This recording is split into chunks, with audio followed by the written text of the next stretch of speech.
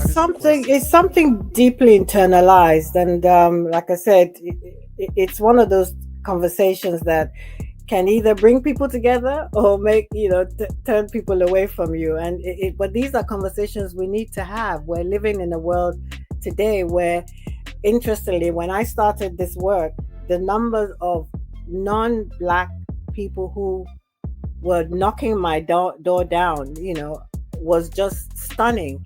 And again, I said, this is it again, that the people who have this innately, this is something that's been God given to us.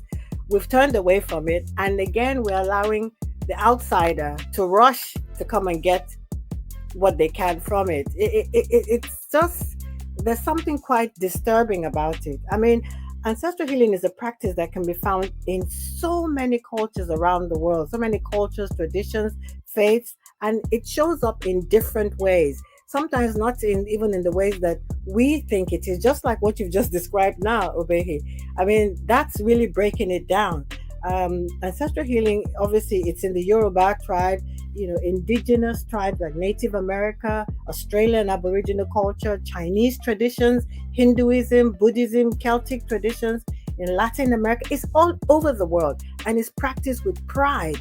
But the Africans, where this thing actually started, find it very difficult. And we need to ask the questions, why are we afraid of ourselves in that way? Where have we got this information? And it's so deeply rooted. I mean, I had a wonderful sister, um, who we were in the church together, and she came to my home to visit. And I have my husband is a sculptor, so we have lots of sculptures in the home, beautiful sculptures, African sculptures in one section of the place. And then I had another section where I had paintings, beautiful paintings of different artists. And I watched her because I knew immediately.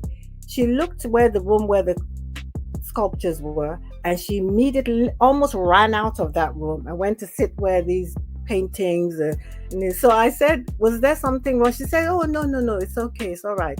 But I knew what she was thinking, because I've heard it before. Oh, there's some evil spirit in the sculptures, but these sculptures have been stolen from us. I feel like I'm getting political. I wasn't going to go there. If you in the countries across the world, you find these sculptures in Christian homes, that have been stolen from us, but they're not afraid of them. So why are we afraid of ourselves? Anyway, I'll pause on that. Obey. Pass it over to you. Thank you so much for that. I like the conversation. I like it. We are going to take it on. Anyway, now we have two beautiful people in the group in the room. They have something to tell us. All right. Now let's start with Dorothea. I think you were the first to jump on room. Please share something with us. We are here to listen to you. Hello, thank you. I am coming to you from the US, and my history is that my family was enslaved here.